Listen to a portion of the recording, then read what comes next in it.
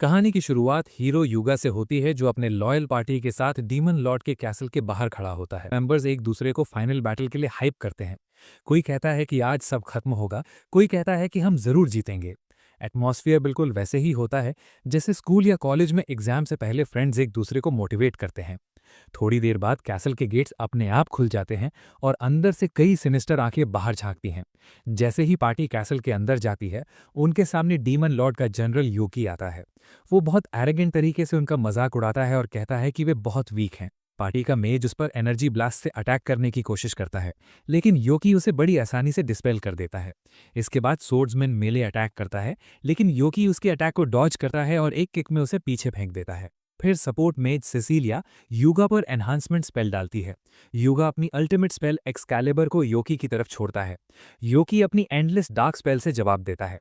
दोनों की पावर्स आपस में टकराती हैं, लेकिन आखिर में योकी हीरो को ओवर पावर कर देता है और पूरी पार्टी को अकेले ही हरा देता है।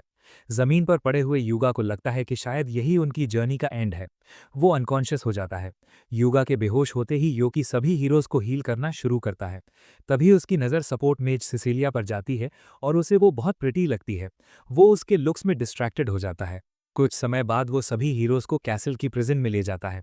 वहां उसके सबॉर्डिनेट्स उससे पूछते हैं कि क्या हीरोज को मार देना चाहिए। योकी अचानक उन्हें देखकर शॉक हो जाता है और उसके सभी सबॉर्डिनेट्स उसे सेसिलिया को घूरने के लिए टीज करने लगते हैं। आखिर में योकी साय करता है और उन्हें आदेश देता है कि हीरोज को किसी ह्यूमन विलेज के पास छोड़ दिया जाए। वो दिल ही दिल में अपनी एंजेलिक क्रश को पेनफुल गुड बाय कहता है। एक महीने बाद डीमन लॉर्ड योकी को सीधे अपने रूम में समन करता है। वहां उसका राइट हैंड मैन जाकियल उससे पूछता है कि हीरोज कितनी बार वापस चैलेंज देने आ चुके हैं। योकी बताता है कि वे अब तक 13 बार आ चुके हैं। ये सुनकर जाकियल उन्हें वीक स्टूडेंट्स की तरह समझता है, जो लेसन नहीं सीखते। डीमन लॉर्ड सोचता है कि योकी ने अब तक हीरोज को मारा क्यों नहीं। योकी जवाब देता है कि वे इतने मिजरेबल हैं कि उसके अटेंशन के भी लायक नहीं है। डीमन लॉर्ड सुझाव देता है कि उसके सबॉर्डिनेट्स ये काम संभाल लें। ये सुनकर योकी सरप्राइज हो जाता है। वो सोचता है कि उसके सर्वेंट्स हीरोज की पावर के सामने टिक नहीं पाएंगे और वो नहीं चाहता कि प्रेटी सपोर्ट मेज को कोई नुकसान पहुंचे। वो खुद हीरोज को डिस्पोज करने की परमिशन मांगता है। डीमन लॉर्ड मुस्कुराता है और चुपचाप अग्री कर देता है। थ्रोन रूम से निकलते समय योकी हीरोज की लाइफ को लेकर वरिड होता है। वो जानता है कि वही अकेला है जो उन्हें रोक सकता है, वरना हीरोज इतने स्ट्रांग हैं कि डीमन लॉर्ड को भी मार सकते हैं। वो सोचता है कि अब उसे क्या करना चाहिए, क्योंकि डीमन लॉर्ड जल्द ही पूरी दुनिया पर रूल करेगा। अगले दिन हीरोज फिर से डीमन लॉर्ड के कैसल में लौट आते हैं। योकी सोर्ड्समैन और युगा को पीछे धकेल देता है। तभी असॉल्ट मेज मकाना काउंटर अटैक करती है। उसकी स्पेल्स की पहली वेव को योकी ब्लॉक कर लेता है, लेकिन मकाना चुपचाप दूसरी वेव लॉन्च करती है जो उसे सरप्राइज कर देती है। फिर भी योकी टाइम पर रिएक्ट करता है और उसे ब्लॉक कर लेता है। उसकी लाइटनिंग फास्ट रिफ्लेक्सेस देकर मकाना पूरी तरह शॉक हो जाती है। इसी दौरान योकी देखता है कि सेसिलिया अपने फ्रेंड्स को हील कर रही है और वो ब्लश करने लगता है।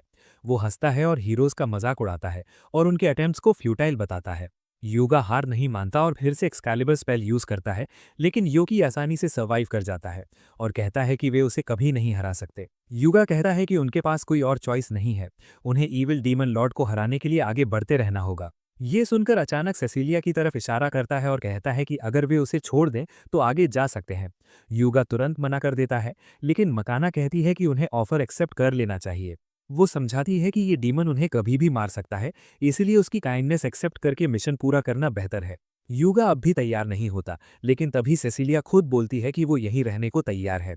आखिरकार पार्टी आगे बढ़ जाती है और प्रॉमिस करती है कि डीमन लॉर्ड को हराने के बाद वे अपनी प्रीस्टेस को वापस लेने आएंगे। सबके जाने के बाद सेसिलिया योकी से पूछती है कि उसने उसे क्यों रोका। योकी फाइट करने वाला समझकर उसे अटैक करने की कोशिश करती है, लेकिन योकी तुरंत सरेंडर कर देता है और निगोशिएट करने लगता है। सेसिलिया पूछती है कि जब वो उसे मारना ही चाहता है तो इंट्रोडक्शन क्यों दे रहा है। योकी कहता है कि अगर वो सच में उसे मारना चाहता तो शुरू में ही कर देता। आखिर में सेसिलिया रिलैक्स होती है और पूछती है कि वो चाहता क्या है। योकी हिम्मत जुटाकर कन्फेस करता है कि उसे पहली नज़र में उससे प्यार हो गया था और वो उसके साथ डेट पर जाना चाहता है। ये रिजेक्शन इतनी पेनफुल होती है कि योकी की जीने की इच्छा ही खत्म हो जाती है। सेसिलिया सोचती है। सिसिलिया को लगता है कि योकी सिर्फ उसे ट्रिक करने की कोशिश कर रहा है, इसलिए वो उस पर फिर से अटैक करने जाती है। लेकिन जब वो देखती है कि योकी खुद को डिफेंड तक नहीं कर रहा, तो वो बीच में ही रुक जाती है। योकी उससे कहता है कि वो हमला जारी रखे और उसे खत्म कर दे, क्योंकि अब वो जीना नहीं चाहता। सिसिलिया को भरोसा नहीं होता कि कोई इतना आसानी से हार मान सकता है, तब योकी उसे बताता है कि वो पूरी जिंदगी डीमन लॉर्ड के कैसल में फंसा रहा है। उसे सिर्फ ह्यूमन विलेजेस को डिस्ट्रॉय करने के लिए बाहर जाने की इजाजत मिलती थी, लेकिन वो कभी ऐसा करना नहीं चाहता था। ये सुनकर सिसिलिया चौंक जाती है और कहती है कि सभी डीमंस ईविल होते हैं। योकी समझाता है कि भले ही उसका शरीर डीमन का है, लेकिन असल में वो किसी दूसरी दुनिया से रीइंकार्नेटेड इंसान है। ये सुनकर सिसिलिया पूरी तरह कंफ्यूज हो जाती है। योकी उसे बताता है कि वो एक डीमन के शरीर में इंसान है।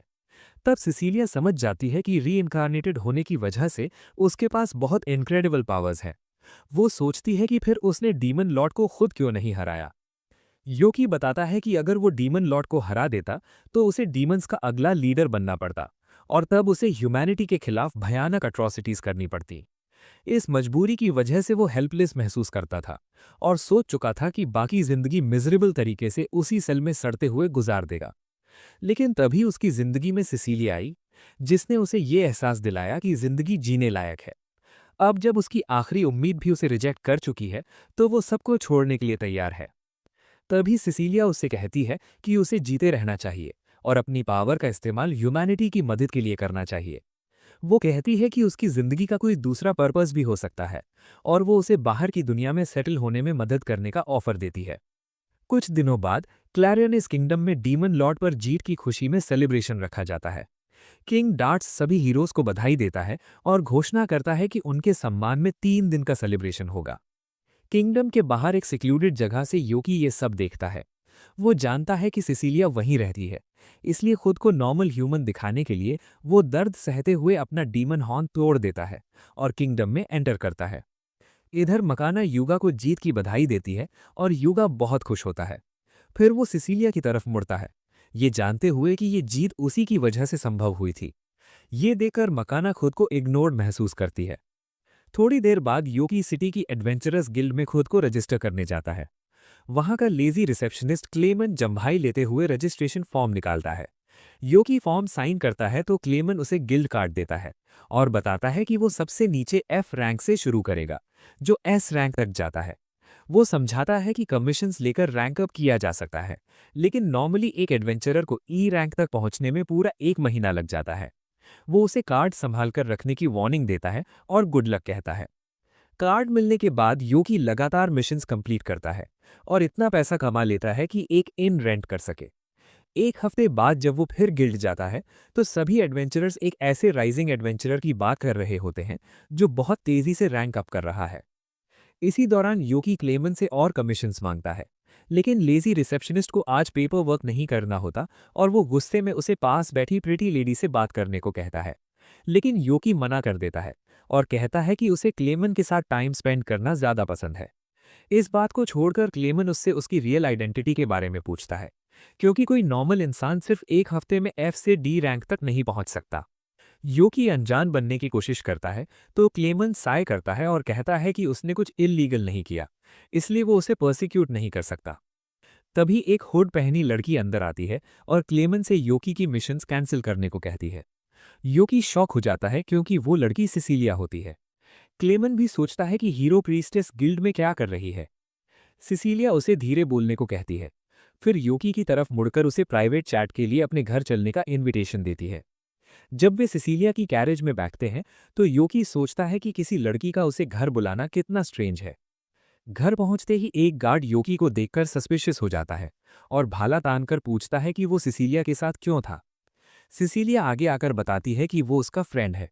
तब दूसरा गार्ड अपने साथी को खींचकर दूर ले जाता है और सिसिलिया योकी को अंदर ले जाकर टी पिलाती है। वो उससे माफी मांगती है कि वो उसे जल्दी नहीं ढूंढ पाई, लेकिन योकी को बुरा नहीं लगता। वो सोचता है कि इतनी बड़ी सिटी में उसने कैसे ढूंढ लिया। सिसिलिया बताती है कि इतनी कम टाइम में डी रैंक तक पहुंचने की वजह से वो पूरे टाउन में फेमस हो चुका है। इसी वजह से वो उसे एडवेंचरस गिल्ड छोड़ने को कहती है। ये सुनकर योकी पूरी तरह कंफ्यूज हो जाता है। सिसिलिया समझाती है कि डीमन लॉर्ड की हार के बाद बाकी नेशंस पावर पाने के लिए प्रॉक्सी वॉर शुरू कर चुकी हैं। वो बताती है कि युगा को रूलर्स की तरफ से विमेन, मनी और पावर के कई ऑफर्स मिल रहे हैं। युगा को हीरो से थोड़ी जेलसी महसूस होती है, लेकिन वो ये भी समझता है कि नेशंस उसे सिर्फ पॉन की तरह यूज करना चाहती हैं। तभी सिसिलिया बताती है कि उसकी एक्स्ट्रा ऑर्डिनरी पावर भी उसे ऐसे ही खतरनाक ध्यान का सेंटर बना देगी। सिसिलिया उसे समझाती है कि अलग अलग नेशंस उसकी ताकत पर ध्यान देने लगेंगी क्योंकि वो हीरो से भी ज़्यादा स्ट्रांग है। उसे डर है कि लोग योकी की पावर को गलत तरीके से यूज़ करके पूरी दुनिया पर कब्जा करना चाहेंगे। योकी उसकी चिंता समझता है, लेकिन वो उसे याद दिलाता है कि उसे अपने बिल्स भी पे करने होते हैं और सिर्फ अच्छे इरादों से जिंदगी नहीं चलती। सिसिलिया कहती है कि वो खुद उसे हायर कर सकती है, लेकिन वो मानती है कि उसके पास इतना पैसा नहीं है जो उसकी मेहनत के लायक हो। वो उससे रिक्वेस्ट करती है कि वो फिर भी उसकी बात मान ले। तभी योकी उसे अपना सिर उठाने को कहता है और कॉन्फिडेंस के साथ बोलता है कि अगर दुनिया की सबसे ब्यूटीफुल वुमन भी उसे ऑफर की जाए तो भी वो एक्सेप्ट नहीं करेगा, क्योंकि उसकी नज़रों में सिर्फ सिसिलिया है। ये सुनकर सिसिलिया हंस पड़ती है और योकी अपनी ही बड़ी बड़ी बातों पर एम्बैरस महसूस करता है। तभी सिसिलिया की माँ सीलिया कमरे में आती है। वो गार्ड के रूड बिहेवियर के लिए माफी मांगती है और अपनी मेड सोफिया को गार्ड को डिसिप्लिन करने भेज देती है। मेड के जाते ही सेलिया बताती है कि उसकी बेटी को कई इंगेजमेंट ऑफर्स मिल चुके हैं। ये सुनकर योकी शॉक हो जाता है, क्योंकि हीरो युगा ने भी सिसिलिया से कन्फेस किया था। लेकिन सिसिलिया उसे भरोसा दिलाती है कि उसने युगा को मना कर दिया था। योकी की हालत देखकर सेलिया समझ जाती है कि वो भी उसकी बेटी को पसंद करता है। वो उसके पास बैठती है और सीधे पूछती है कि क्या वो सिसिलिया से शादी करना चाहता है। योकी और ज्यादा शॉक हो जाता है और सोचता है कि शायद ये टेस्ट है, लेकिन सेलिया कहती है कि वो साफ जवाब चाहती है। तब योकी सिर हिलाकर मना करता है और बताता है कि सिसिलिया पहले ही उसे रिजेक्ट कर चुकी है।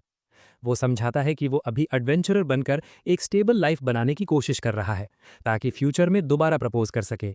सेलिया पूछती है कि क्या वो उसके जेनरस ऑफर को ठुकरा रहा है। योकी कहता है कि वो हमेशा सिसिलिया की फीलिंग्स का रिस्पेक्ट करेगा।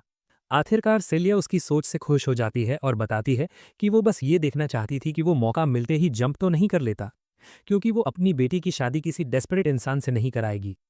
वो योकी को अप्रूव कर लेती है और फ्यूचर में घर आने की परमिशन दे देती है। बाद में सिसिलिया बताती है कि शायद उसकी माँ उसे पसंद करने लगी है। योकी को अभी भी उसकी माँ से थोड़ी घबराहट होती है, लेकिन वो दिए गए चांस की वैल्यू समझता है। वो पूछता है कि क्या वो उसे उसके फर्स्ट नेम से बुला सकता है। सिसिलिया मान जाती है और बदले में उसे भी फर्स्ट नेम से बुलाती है। ये सुनकर योकी खुशी से जोर से चिल्लाता है और महसूस करता है कि वो अपनी पसंदीदा लड़की के एक कदम और करीब पहुंच गया है। ये था एपिसोड 1। आगे की स्टोरी मिस न करने के लिए सब्सक्राइब करें और अगला वीडियो जरूर देखें। थोड़ी देर बाद हम देखते हैं कि योकी अपने एक हीरो क्वेस्ट के बीच में है। आमतौर पर ऐसा क्वेस्ट पूरा करने में पूरा 1 वीक लग जाता है, लेकिन योकी इसे सिर्फ एक ही दिन में कंप्लीट कर लेता है। क्वेस्ट खत्म करने के बाद जैसे ही वो घर जाने की तैयारी करता है, अचानक उस पर हमला हो जाता है। 3 अननोन अटैकर्स उस पर एक साथ कोऑर्डिनेटेड अटैक करते हैं। योकी खुद को डिफेंड करने की कोशिश करता है, लेकिन तभी उसे महसूस होता है कि ये लोग उसे जाने पहचाने लग रहे हैं। ये वही लोग थे जो डीमन कैसल में उसके सबऑर्डिनेट्स हुआ करते थे। योकी उन्हें देखकर शॉक हो जाता है। वो उनसे फाइट नहीं करना चाहता। योकी तुरंत टाइम आउट बोलता है और अपनी ट्रू आइडेंटिटी रिवील कर देता है। ये देखकर तीनों बहुत खुश हो जाते हैं, क्योंकि उन्हें लगता था कि योकी अब इस दुनिया में नहीं रहा। लेकिन ड्यूक को बहुत गुस्सा आता है। वो योकी से नाराज होता है, क्योंकि जब हीरो पार्टी ने डीमन कैसल पर अटैक किया था, उस टाइम योकी वहां मौजूद नहीं था। वो हमेशा की तरह उन्हें प्रोटेक्ट करने नहीं आया। उन तीनों को खुद ही फाइट करनी पड़ी और समहाउ वे डीमन लॉर्ड के थ्रोन रूम तक पहुंच गए, जहां डीमन लॉर्ड को डिफीट कर दिया गया। ड्यूक को ऐसा लगता है जैसे योकी ने जानबूझकर हीरोज को बिना लड़े अंदर जाने दिया। इतना ही नहीं, योकी अब बिल्कुल एक ह्यूमन जैसा दिखता है, जो उन्हें और भी कंफ्यूज कर देता है। ड्यूक पूछता है कि ये सब आखिर क्यों हुआ। योकी सबको काम डाउन होने को कहता है और बोलता है कि उसके पास अपने एक्शंस का बहुत सॉलिड रीजन है। तीनों उसकी बात सुनने के लिए रुक जाते हैं, क्योंकि उन्हें भरोसा है कि योकी कभी बिना वजह कुछ नहीं करता। लेकिन जब योकी बताता है कि उसने ये सब सिर्फ इसलिए किया क्योंकि उसे हीरो पार्टी की प्रीस्टेस पर क्रश हो गया था, तो तीनों के दिमाग कंप्लीटली ब्लैंक हो जाते हैं। वे इस बात को समझ ही नहीं पाते। योकी उन्हें बताता है कि अब वो एक ह्यूमन की तरह जीना चाहता है। वो कहता है कि अब से वे उसे अपना कैप्टन ना समझें और जो चाहें वो करें। वो उन्हें पूरी फ्रीडम देता है, लेकिन तीनों साफ मना कर देते हैं। वे कहते हैं कि उन्हें योकी के साथ रहना ज्यादा पसंद है। इसके अलावा वे उस लड़की से भी मिलना चाहते हैं जिसने योकी का दिल चुरा लिया। ये सुनकर योकी घबरा जाता है। योकी कहता है कि ये पॉसिबल नहीं है। अगर शहर में किसी ने उन्हें देख लिया तो मास पैनिक फैल जाएगी, लोग डर जाएंगे, पूरा सिटी केओस में चला जाएगा। लेकिन तीनों कॉन्फिडेंट रहते हैं। वे कहते हैं कि इसमें कोई प्रॉब्लम नहीं है। वे भी अपने डीमन फीचर्स हाइड कर सकते हैं, बिल्कुल योकी की तरह। उनकी बातें सुनकर योकी थोड़ा सोचता है। वे इतने जिद्दी होते हैं कि आखिरकार योकी अग्री कर जाता है और उन्हें अपने साथ चलने की परमिशन दे देता है। जैसे कि उसे पता था कि वहां से उसका निकलना मुश्किल है, लेकिन योकी उन्हें पहले ही वॉर्न कर देता है कि ह्यूमंस के बीच ब्लेंड होना उतना ईजी नहीं है जितना वे सोच रहे हैं। उसी दिन बाद में योकी अपने सबॉर्डिनेट्स को डिस्गाइज करके सिसिलिया से मिलाने लाता है, लेकिन ये एक्सपीरियंस उनकी एक्सपेक्टेशन से काफ़ी ज़्यादा ब्रूटल निकलता है, खासकर हैप्पीनेस के लिए, क्योंकि योकी को उसके फेदर्स एक एक करके प्लग करने पड़ते हैं, जिससे उसे काफ़ी पेन होता है। इसके बाद वे सभी साथ बैठकर टी पीते हैं। सिसिलिया मुस्कुराते हुए कहती है कि उन्हें मिलकर अच्छा लगा। हालांकि उसे पता है कि वे सभी डीमंस हैं, लेकिन दिखने में वे बिल्कुल भी डीमंस जैसे नहीं लगते। ड्यूक एक्सप्लेन करता है कि उन्होंने खुद को ह्यूमन जैसा दिखाने के लिए पूरी मेहनत की है। और जहां तक ड्यूक की बात है, क्योंकि वो डलहन है, योकी ने उसका हेड उसके आर्मर के अंदर फ्यूज कर दिया है ताकि वो रोल ऑफ ना हो। ड्यूक और सिसिलिया की बातचीत काफी स्मूथली चल रही होती है। दोनों अच्छे से घुल मिल जाते हैं। ये देखकर योकी को थोड़ी जेलसी होने लगती है, क्योंकि ड्यूक उसके सामने कभी इतना ज्यादा बात नहीं करता था। लेकिन जैसे ही वो एक क्यूट गर्ल के सामने आया, वो नॉन स्टॉप बातें करने लगा। ड्यूक एक्सप्लेन करता है कि पहले वो इसलिए ज्यादा बात नहीं करता था क्योंकि वो योकी को बिल्कुल पसंद नहीं करता था। डीमन कैसल में योकी की इमेज एक टोटल शट इन की थी, जो अपने रूम से बाहर ही नहीं निकलता था। यहाँ तक कि जब उसके सुपीरियर उसे बाहर जाकर कुछ ह्यूमंस मारने के लिए चिल्लाते थे, जैसा कि एक रिस्पेक्टेबल डीमन जनरल को करना चाहिए, योकी उन्हें धमकी दे देता था कि अगर उन्होंने उसे परेशान किया तो वो उन्हें बीट कर देगा, और आखिरकार वे उसे अकेला छोड़कर चले जाते थे। ड्यूक को एक डीमन जनरल का ऐसा बिहेवियर बिल्कुल पसंद नहीं था, इसलिए एक दिन वो योकी के रूम में घुस गया उसे लेसन सिखाने के लिए। उसे लगा कि एक शट इन लूजर को हैंडल करना आसान होगा, लेकिन वो गलत साबित हुआ। योकी ने उसे बुरी तरह बीट कर दिया। उसके बाद ड्यूक योकी का सबॉर्डिनेट बन गया। हालांकि कुछ टाइम तक वो उस बीटिंग को लेकर ग्रजेस रखता रहा, लेकिन धीरे धीरे उसने सब एक्सेप्ट कर लिया और योकी को अपना लीडर मान लिया। ड्यूक को पूरा यकीन है कि हैप्पीनेस और शेक के साथ भी सेम ही हुआ था, लेकिन जब वो उन दोनों की बात करता है तो उसे रियलाइज होता है कि वे दोनों कहीं दिखाई नहीं दे रहे। अगर सिसिलिया के अलावा किसी और को उनकी ट्रू आइडेंटिटी पता चल गई तो बहुत बड़ी प्रॉब्लम हो सकती है। इसलिए योकी और बाकी लोग उन्हें ढूंढने के लिए अंदर जाते हैं, और तभी वे सिसिलिया की मदर को गार्डन में देखते हैं। शेख उनकी गोद में सो रहा होता है। एक्वा उन्हें आते हुए देखती है और पूछती है कि क्या वे जानते हैं ये बच्चा कौन है। योकी उन्हें बताता है कि शेख उसका फ्रेंड है। योकी किसी भी ट्रबल के लिए अपोलोजाइज करता है, लेकिन एक्वा कहती है कि अपोलोजाइज करने की कोई जरूरत नहीं, उसे किड्स के साथ टाइम स्पेंड करना बहुत पसंद है। उसे शेख गार्डन में भागते हुए मिला था, इसलिए ये सोचने के बजाय कि वो अंदर कैसे आया, उसने उसके साथ टैग खेलना शुरू कर दिया। खेलते खेलते शेख थक गया और उसकी गोद में सो गया। अब जब शेख मिल गया तो यूकी एक्वा से पूछता है कि क्या उसने शेख के साथ कोई लड़की देखी थी। एक्वा कंफर्म करती है, लेकिन बताती है कि हेडमेड उसे थोड़ी देर पहले अंदर ले गई थी। ये सुनते ही योकी को डेंजर महसूस होता है। वे सभी जल्दी से अंदर की तरफ भागते हैं, लेकिन अंदर का सीन देखकर वे शॉक्ड हो जाते हैं। हैप्पीनेस परफेक्ट मेड एटिकेट की ट्रेनिंग ले रही होती है। सोफिया जैसे ही ग्रुप को देखती है, वो बताती है कि वो न्यू मेड की ट्रेनिंग फिनिश कर रही थी, लेकिन सिसिलिया क्लैरिफाई करती है कि हैप्पीनेस कोई मेड नहीं है, वो योकी की फ्रेंड है। सोफिया हैप्पीनेस से पूछती है और वो कंफर्म कर देती है। सोफिया तुरंत अपोलोजाइज करती है और कहती है कि अगर वो चाहे तो जा सकती है। योकी हैप्पीनेस से कहता है कि वो मेड आउटफिट चेंज कर ले, लेकिन सरप्राइज ये होता है कि हैप्पीनेस मना कर देती है। उसे मेड बनना सोचे से कहीं ज्यादा फन लगता है, इसलिए वो यही काम करना चाहती है। सोफिया को कोई ऑब्जेक्शन नहीं होता और इस तरह हैप्पीनेस ऑफिशियली मेड बन जाती है। दिन के एंड तक सब लोग जाने की तैयारी करते हैं। वे हैप्पीनेस को उसके फर्स्ट डे के लिए गुड लक विश करते हैं, लेकिन योकी के जाने से पहले एक्वा उसे साइड में बुलाती है। वो बताती है कि सिसिलिया को कई वीक से रिलैक्स करने का मौका नहीं मिला, इसलिए वो उसे फोर्स करके एक डे ऑफ दिलवाने वाली है, और अगर योकी उसे डेट पर पूछना चाहता है तो यही बेस्ट चांस है। ये योकी को मिला सबसे परफेक्ट चांस होता है और वो इसे वेस्ट नहीं करने वाला। डेट के टाइम सिसिलिया अपनी कैरेज में आती है। योकी उसके आउटफिट को देखकर पूरी तरह मेस्मराइज हो जाता है। वो कहता है कि वो अपनी पूरी पावर लगाएगा ताकि उसका डे ऑफ पूरी तरह परफेक्ट बने। सिसिलिया को ये देखकर हंसी आती है कि वो इसे इतना सीरियसली ले रहा है, लेकिन वो एक्साइटेड है ये देखने के लिए कि योकी ने क्या प्लान किया है। जब वे सिटी में वॉक करते हैं, सिसिलिया नोटिस करती है कि लोकल बेकरी में एक न्यू टाइप का केक आया है। वो सजेस्ट करती है कि डेट के बाद वे वहां चल सकते हैं।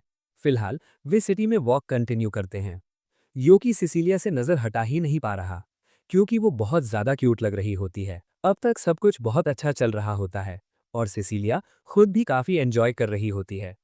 थोड़ी देर बाद वे एक एक्सेसरी स्टोर के पास पहुंचते हैं। वे दोनों अंदर जाने ही वाले होते हैं, लेकिन उसी समय हीरो पार्टी के युगा और माना वहां से गुजर रहे होते हैं। और जैसे ही युगा सिसिलिया को पहचानता है, यूगा जोर से सिसिलिया को कॉल करता है और पूरी तरह योगी को इग्नोर कर देता है। वो बोलता है कि कितना क्रेजी कोइंसिडेंस है कि सबने सेम डे छुट्टी ली है।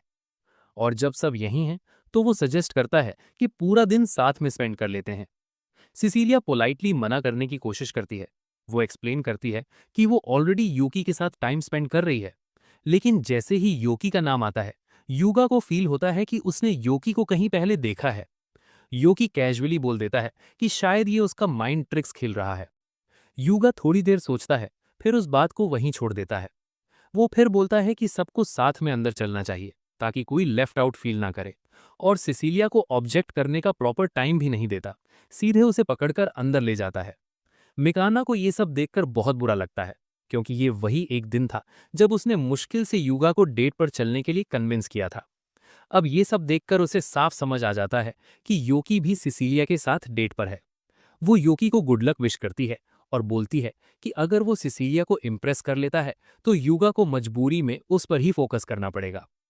योकी अंदर जाता है और फिर से सिसिलिया से मिलता है, और चूंकि वे ऑलरेडी स्टोर में है तो वो सिसिलिया को गिफ्ट लेने की ऑफर करता है। सिसिलिया मना करती है और कहती है कि उसे कुछ लेने की जरूरत नहीं, लेकिन योकी बोलता है कि ये उसका थैंक्स कहने का तरीका है, उस हेल्प के लिए जो सिसिलिया ने उसके लिए की है। आखिरकार सिसिलिया अग्री कर जाती है। ये सब देखकर युगा को एक्सट्रीम जेलसी होने लगती है। वो बीच में कूद पड़ता है और बोलता है कि वो सबके लिए गिफ्ट्स पिक करेगा, क्लियरली योकी को वन अप करने की कोशिश में। योकी एक नेकलेस पिक करता है जो उसे लगता है कि सिसिलिया पर बहुत अच्छा लगेगा। वहीं युगा स्टोर का सबसे एक्सपेंसिव पेंडेंट उठा लेता है, क्योंकि उसे समझ नहीं आता कि और क्या खरीदे। वो सिसिलिया को पहनाने की कोशिश करता है, लेकिन एक्सीडेंटली उसका डिस्गाइज गिरा देता है। अब ना उसके सिर पर हैट है और ना ही ग्लासेस। स्टोर में मौजूद सभी लोग तुरंत उसे पहचान लेते हैं, और हीरो पार्टी के बाकी मेंबर्स को भी। अचानक से पूरा स्टोर फैंस से भर जाता है।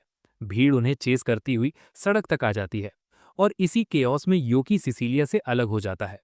सिसिलिया को ढूंढते हुए योकी की टक्कर होती है हीरो पार्टी के लास्ट मेंबर सर रैवन से।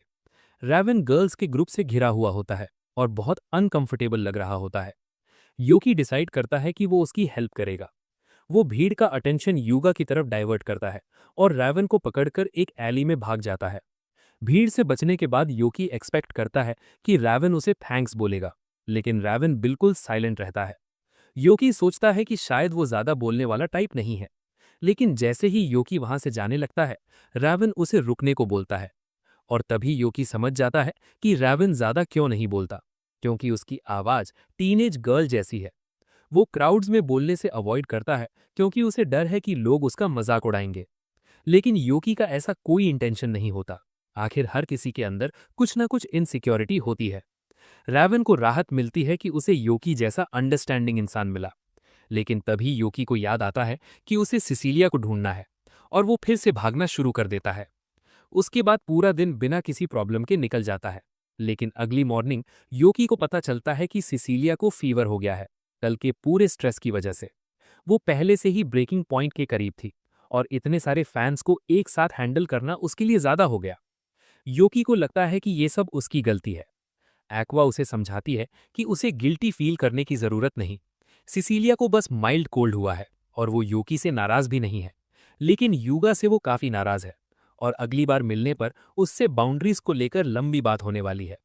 वैसे तो सिसिलिया की हालत का मेन रीजन युगा ही था, लेकिन जैसे ही उसे ये सब पता चला, वो तुरंत सिसिलिया से मिलने आने की कोशिश करता है। लेकिन मेड्स उसे गेट पर ही रोक देती हैं, ताकि वो और डैमेज ना कर सके।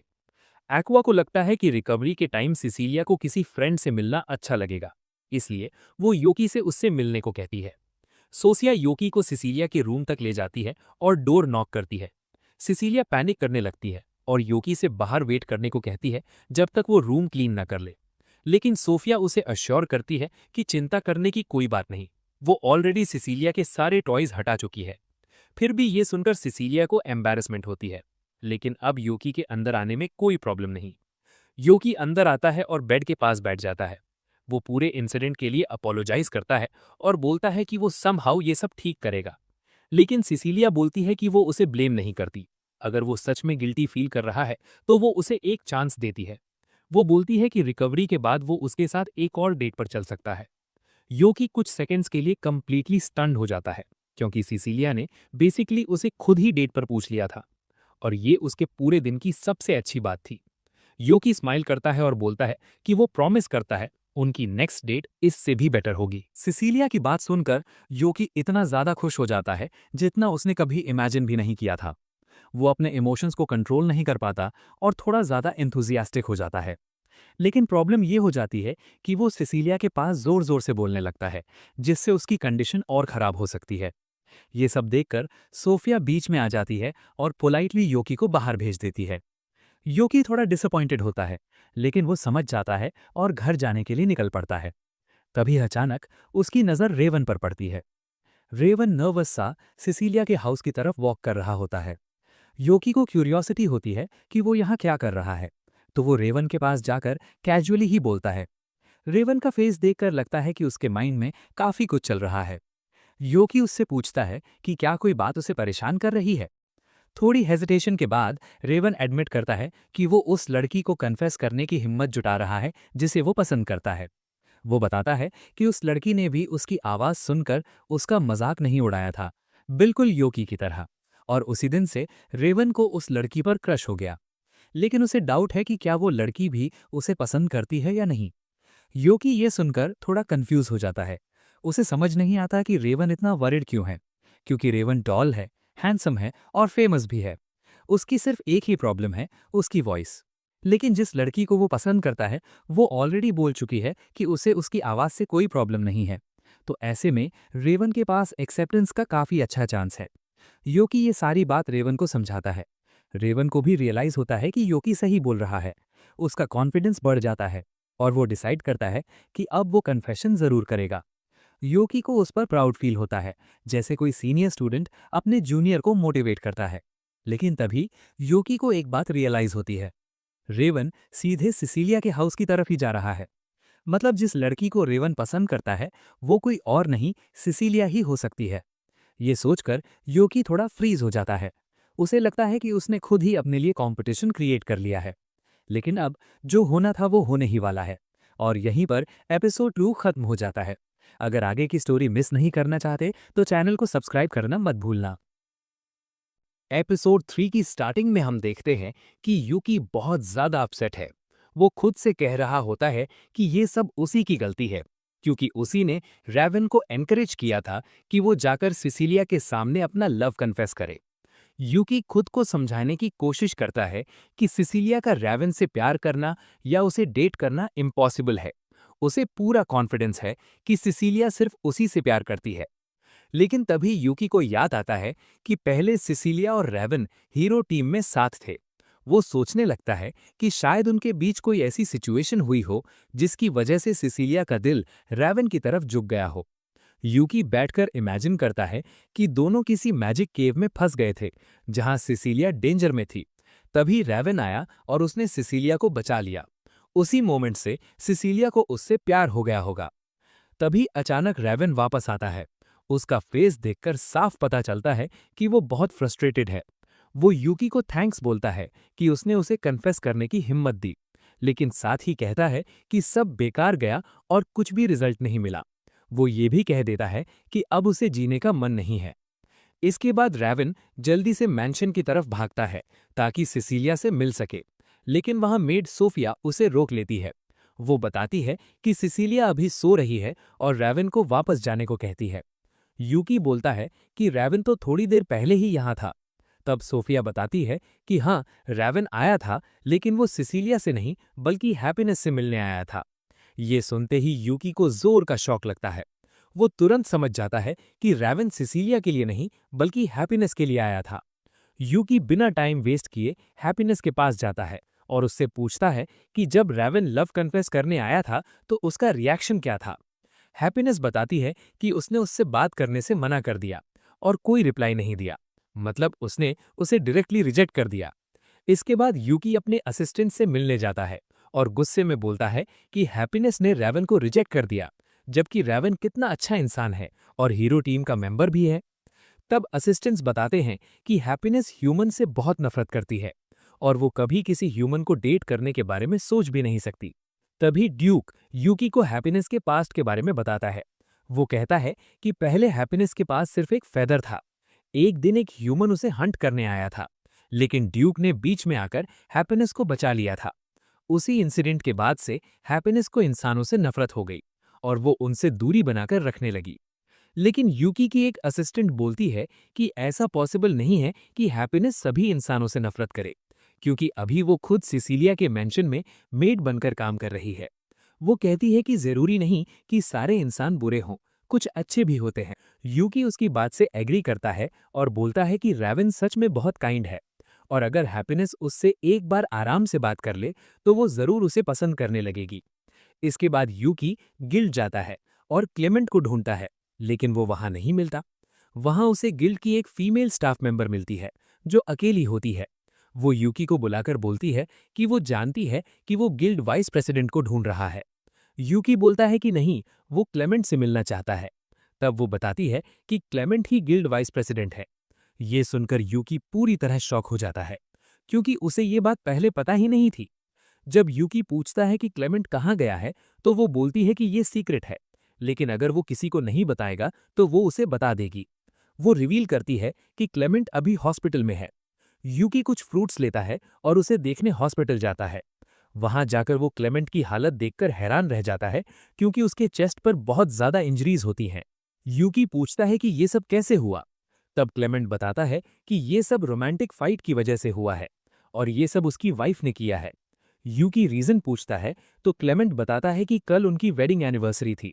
वो गिफ्ट शॉप गया था ताकि नेकलेस खरीद सके, लेकिन वो पूरा दिन यही सोचता रहा कि कौन सा गिफ्ट बेस्ट रहेगा। इसी सोच में शॉप बंद हो गई और उसे बाहर निकाल दिया गया। वो बिना गिफ्ट खरीदे घर चला गया और तभी उसे याद आया कि वो एनिवर्सरी भी भूल चुका है। इसके बाद उसकी वाइफ ने उसे इतनी बुरी तरह पीटा कि उसकी हड्डियां तक टूट गई। यूकी बोलता है कि उसकी वाइफ तो बहुत स्ट्रांग लगती है। क्लेमेंट हंसते हुए बोलता है कि हाँ, वो पहले एक स्ट्रांग एडवेंचरर थी और दोनों एक ही टीम में थे, जिन्हें कभी कोई हरा नहीं सका। यूकी अपनी हीलिंग मैजिक से क्लेमेंट को ठीक करना चाहता है, लेकिन क्लेमेंट मना कर देता है। वो बोलता है कि यही मौका है जिससे उसकी वाइफ उसे देखने आएगी और उसका ध्यान रखेगी। तभी अचानक सोफिया अंदर आती है और यूकी को पता चलता है कि वही क्लेमेंट की वाइफ है। क्लेमेंट उसे देखते ही बोलता है, वेलकम माय डियर लव, लेकिन सोफिया अभी भी गुस्से में होती है और उसे एक जोरदार किक मार देती है। ये देखकर यूकी और भी ज्यादा सरप्राइज हो जाता है। बाहर निकलते समय यूकी सोफिया से सिसिलिया के बारे में पूछता है। वो बताती है कि अब उसकी हेल्थ ठीक है और फीवर भी कम हो गया है, लेकिन वो अभी मिशन पर गई है और कुछ दिन आराम करेगी। जाने से पहले यूकी सोफिया से पूछता है कि क्या गर्ल्स को गिफ्ट सच में इतने पसंद होते हैं। सोफिया पूछती है कि क्या मेरे हस्बैंड ने कुछ कहा है। यूकी बोलता है कि नहीं, बस नॉर्मल सवाल है। तब वो बोलती है कि हाँ, गर्ल्स को गिफ्ट्स पसंद होते हैं, लेकिन प्राइस मैटर नहीं करता, वैल्यू मैटर करती है। इसके बाद यूकी रेवन से मिलने जाता है। रास्ते में वो इमेजिन करता है कि शादी के बाद उसकी वाइफ रोज काम से लौटने पर उसका इंतजार करेगी, खाना बनाएगी और उसका ख्याल रखेगी। जब वो रेवन के घर पहुंचता है तो देखता है कि रेवन बेड पर बैठा बहुत डिप्रेस्ड लग रहा है। रेवन यूकी से बोलता है कि वो जानता है मैं रेवन सब कुछ समझ चुका होता है। उसे साफ पता चल जाता है कि हैप्पीनेस ने उसे रिजेक्ट कर दिया है, लेकिन यूकी उसे समझाता है कि हैप्पीनेस एक बहुत काइंड गर्ल है और वो नहीं चाहता कि रेवन पहली ही कोशिश में हार मान ले। यूकी उसे बार बार मोटिवेट करता है कि वो फिर से ट्राई करे। रेवन यूकी से पूछता है कि उसे कैसे पता कि हैप्पीनेस काइंड है। तब यूकी बताता है कि वो पहले हैप्पीनेस की फ्रेंड रह चुका है। यूकी रेवन के पास बैठ जाता है और उससे पूछता है कि पहले क्या हुआ था और उसकी हैप्पीनेस से मुलाकात कैसे हुई थी। तब रेवन अपनी स्टोरी सुनाना शुरू करता है। वो बताता है कि एक दिन वो नॉर्मल पेट्रोल पर था। तभी उसने देखा कि 3 थग्स हैप्पीनेस को परेशान कर रहे थे। जैसे ही रेवन उसे बचाने आगे बढ़ा, उनमें से एक थग ने उस पर अटैक कर दिया, लेकिन रेवन ने उसे एक जोरदार किक मारी जिससे वो जमीन पर गिर गया। इसके बाद बाकी थग समझ गए कि रेवन हीरो नाइट्स में से एक है और डर कर वहां से भाग गए। जब रेवन ने कंफर्म कर लिया कि हैप्पीनेस सेफ है, तो वो बिना कुछ कहे वहां से चला गया। लेकिन तभी हैप्पीनेस ने उसे रोक लिया और मदद के लिए थैंक्स कहा। रेवन ने बिना सोचे समझे बोल दिया कि ये उसका ड्यूटी है, लेकिन उसकी वॉइस लड़की जैसी हाई पिच थी। इस वजह से उसे बहुत एम्बैरेसमेंट हुआ। असल शौक तब लगा जब हैप्पीनेस ने उससे कहा कि उसकी वॉइस बहुत स्वीट है। उसी मोमेंट रेवन को उससे प्यार हो गया। जाने से पहले हैप्पीनेस ने उसे दूसरी बार थैंक्स कहा। उसी दिन से रेवन उससे प्यार करने लगा और हर दिन उसके बारे में ड्रीम देखने लगा। रेवन बताता है कि हैप्पीनेस का यूनिफॉर्म देखकर उसे समझ आ गया था कि वो सिसिलिया के मैंशन में काम करती है। इसी वजह से वो वहां गया था ताकि अपना लव कन्फेस कर सके। फिर रेवन यूकी से पूछता है कि क्या वो सिसिलिया को जानता है। यूकी बोलता है हाँ, और ये भी बताता है कि वो भी रेवन की तरह उससे प्यार करता है। रेवन हंसते हुए कहता है कि तभी तो तुम गिल्ड में इतने मिशंस लेते हो ताकि सबको प्रूव कर सको कि तुम सिसिलिया के लायक हो। इसके बाद यूकी रेवन से कहता है कि वो हैप्पीनेस से नाराज ना हो, क्योंकि उसका पास्ट बहुत पेनफुल रहा है और उसे रिकवर होने के लिए टाइम चाहिए। रेवन बोलता है कि शायद लास्ट टाइम उससे प्यार की बात करके उसने सब कुछ खराब कर दिया, लेकिन यूकी उसे समझाता है कि ऐसा बिल्कुल नहीं है, बल्कि वो तो एक बहुत अच्छा स्टेप था और वो नहीं चाहता कि रेवन पहली बार में ही गिव अप कर दे। इसके बाद दोनों एक विमेंस एक्सेसरी शॉप में जाते हैं। रेवन पूछता है कि हम यहाँ क्या कर रहे हैं, ये सारी गिफ्ट्स तो गर्ल्स के लिए हैं। तब यूकी बोलता है कि इसीलिए तो मैं तुम्हें यहाँ लाया हूँ। यूकी एक नेकलेस की तरफ जाता है जिसे सिसिलिया ने पहले देखा था और पसंद किया था। वो बिना देर किए उसे बाय कर लेता है। फिर वो रेवन की तरफ देखता है और पाता है कि वो चेन्स के कलेक्शन के सामने खड़ा है और हैप्पीनेस के लिए एक चेन चूज कर रहा है। यूकी उसके पास जाता है और बोलता है कि ये चेन हैप्पीनेस पर बहुत ब्यूटीफुल लगेगी। रेवन पूछता है कि क्या हैप्पीनेस डर नहीं जाएगी अगर वो किसी स्ट्रेंजर से गिफ्ट ले लेगी। यूकी बोलता है कि तुम छोटी छोटी बातों को बहुत बड़ा बना रही हो। मुझे पूरा कॉन्फिडेंस है कि जैसे ही वो गिफ्ट देखेगी वो खुश हो जाएगी। दोनों कहते हैं कि हैप्पीनेस को ये चेन इसलिए भी पसंद आएगी क्योंकि इसका कलर उसके हेयर जैसा है। आखिर में रेवन भगवान का नाम लेकर वो चेन बाय कर लेता है। यूकी ये देखकर सरप्राइज्ड हो जाता है कि रेवन सेल्स वुमन से लिखकर बात कर रहा है, क्योंकि उसकी वॉइस लड़की जैसी है और उसे बहुत शर्म आती है। जब वो लोग बाहर निकलने वाले होते हैं, तभी मकेना यूकी को देख लेती है। वो पूछती है कि क्या तुम वही नहीं हो जो सिसिलिया के साथ था। फिर वो बोलती है कि तुम यहाँ क्या कर रहे हो, क्या तुम किसी और लड़की के लिए गिफ्ट खरीद कर सिसिलिया को चीट कर रहे हो। यूकी तुरंत बोलता है कि नहीं, वो गिफ्ट उसी के लिए लेने आया है। मकेना नोटिस करती है कि रेवन ने भी गिफ्ट लिया है और उससे पूछती है कि तुम्हारी गर्लफ्रेंड कौन है जिसे तुम मुझसे छुपा रहे हो। हमेशा की तरह रेवन उसे कोई आंसर नहीं देता क्योंकि वो उसे बुली समझता है। मकेना उन्हें बाहर चलकर थोड़ी बात करने को कहती है। रेवन यूकी से रिक्वेस्ट करता है कि वो उसे अकेला छोड़कर ना जाए और साथ चले। तीनों बाहर बैठ जाते हैं। मकेना लगातार बात करती रहती है, लेकिन यूकी और रेवन बस खाना खाते रहते हैं और उसे कंप्लीटली इग्नोर करते हैं। आखिर में सॉर्सरेस को गुस्सा आ जाता है और वो बोलती है कि वो सिसिलिया के बारे में बात करना चाहती है। ये सुनते ही यूकी एक्साइटेड हो जाता है और उसे बोलने के लिए कहता है। मकेना उससे पूछती है कि वो सिसिलिया के साथ कहाँ तक पहुंचा है। यूकी बताता है कि लास्ट मीटिंग के बाद वो दोबारा नहीं मिले। उसे बस इतना पता है कि सिसिलिया को रोज मैरिज प्रपोजल्स आते हैं, लेकिन वो सबको रिजेक्ट कर देती है। मकेना बताती है कि ये सब योगा की वजह से हुआ। वो हमेशा ऐसी प्रोवोकिंग सिचुएशंस क्रिएट करता था जिससे सिसिलिया को सभी मेन से नफरत हो गई। उसके बहुत सारे फीमेल एडमायरर्स भी थे, इसीलिए सिसिलिया ने डिसाइड कर लिया कि वो किसी का प्रपोजल एक्सेप्ट नहीं करेगी। एक दिन सिसिलिया ने योगा से साफ कह दिया कि वो गर्ल्स के साथ बहुत बुरा बिहेव करता है। आखिर में मकेना यूकी को वॉर्न करती है कि उसे सिसिलिया के साथ डील करते वक्त बहुत केयरफुल रहना चाहिए। इसके बाद मकेना रेवन से बात करना चाहती है, लेकिन यूकी बीच में बोल देता है कि वो उसे उसके बारे में कुछ भी जानने नहीं देगा। मकेना पूछती है कि तुम मेरे साथ ऐसा बिहेव क्यों कर रहे हो, क्या तुम भूल गए कि मैं उसकी टीम मेंबर हूं। तभी रेवन उसे लिखकर बताता है कि यूकी ने उसके लिए ड्यूटी से भी ज्यादा किया है। वो उसी पर डिपेंड करता है और किसी और की हेल्प नहीं चाहता। इसके बाद मकेना उन्हें योगा के साथ अपने सफरिंग के बारे में बताने लगती है। वो कहती है कि वो उससे प्यार करती है, लेकिन वो उसे इग्नोर करता है। हर बार जब भी वो लोग डीमन किंग के असिस्टेंट से मिलते हैं, तो वो उन्हें बुरी तरह पीट देता है और बाहर निकाल देता है। मैकेना बताती है कि हर बार जब भी वो लोग वहां से बाहर निकाले जाते थे, तो कोई न कोई हीलिंग मैजिक यूज करके उनका इलाज कर देता था। यूकी ये सब सुनता रहता है लेकिन चुप रहता है, क्योंकि वो नहीं चाहता कि किसी को पता चले कि हीलिंग मैजिक यूज करने वाला वही था। मैकेना आगे बताती है कि एक दिन डीमन किंग के असिस्टेंट ने रिक्वेस्ट की थी कि वो सिसिलिया के साथ अकेले बैठकर बात करना चाहता है। इसी वजह से उसने योगा को कन्विंस किया था कि सिसिलिया को डीमन किंग के वाइस कमांडर के साथ बैठने थे। उसी दिन के बाद से योगा उससे नफरत करने लगा और उससे बात करना भी बंद कर दिया। मैकेना यूकी से कहती है कि ध्यान रखना, तुम्हारी प्यारी सिसिलिया डीमन किंग के वाइस कमांडर के साथ मर भी सकती थी और उसका ब्लेम मेरे ऊपर आ जाता। ये सुनकर यूकी कुछ नहीं बोलता, लेकिन तभी रेवन बीच में बोल पड़ता है और यूकी से कहता है कि मैकेना पर गुस्सा मत होना, क्योंकि उसका इंटेंशन सबके लिए अच्छा ही था। मैकेना हैरान रह जाती है क्योंकि रेवन पहली बार बोल रहा होता है। उसकी आवाज़ सुनकर वो खुद कहती है कि मुझे उसी वक्त अपनी राय रखनी चाहिए थी, लेकिन मैं अपनी आवाज़ की वजह से बहुत शाय थी। ये सुनकर यूकी समझ जाता है कि हीरो पार्टी के टूटने की एक वजह वो खुद भी है। यूकी मैकेना से पूछता है कि क्या उसने कभी योगा से बात करने की कोशिश की है। मैकेना बोलती है कि नहीं, क्योंकि ये साफ है कि वो मुझसे नफरत करता है। यूकी उसे समझाता है कि उल्टा तुम्हें उससे बात करनी ही चाहिए। हो सकता है धीरे धीरे वो तुम्हारे बारे में अपना नजरिया बदल ले। यूकी की बात सुनकर मैकेना बहुत खुश हो जाती है और प्रॉमिस करती है कि वो योगा से फिर से बात करने की कोशिश करेगी। इसके बाद यूकी और रेवन सिसिलिया के मैंशन पहुंचते हैं ताकि यूकी उससे मिल सके। वहां उनकी मुलाकात ड्यूक से होती है। ड्यूक यूकी का वेलकम करता है और उसके साथ आए इंसान के बारे में पूछता है। यूकी बताता है कि ये रेवन है। ड्यूक तुरंत समझ जाता है कि यही वो लड़का है जो हैप्पीनेस से प्यार करता है और उससे कन्फेस करने गया था। ड्यूक उसे डराते हुए बोलता है कि अगर उसने कभी भी हैप्पीनेस को अपसेट किया या उसके साथ कोई गलत इंटेंशन रखा तो वो उसे शवारमा और पटेटोज बना देगा। रेवन शर्म की वजह से कुछ नहीं बोलता क्योंकि उसे अपनी आवाज से डर लगता है। ड्यूक ये समझ लेता है कि रेवन एक कावर्ड है और बोलता है कि वो हैप्पीनेस के लायक नहीं है। हैप्पीनेस को किसी ब्रेव इंसान के साथ होना चाहिए। लेकिन तभी रेवन सारी हिम्मत इकट्ठा करता है और बोल पड़ता है। वो अपनी आवाज की परवाह नहीं करता। उसी पल ड्यूक मुस्कुराकर बोलता है कि यही स्पिरिट है। अब मैं तुम्हें उससे मिलने और बात करने की परमिशन देता हूँ। इसके बाद रेवन सच में हैप्पीनेस से मिलने जाता है। वो अपने साथ लाया हुआ गिफ्ट बाहर निकालता है।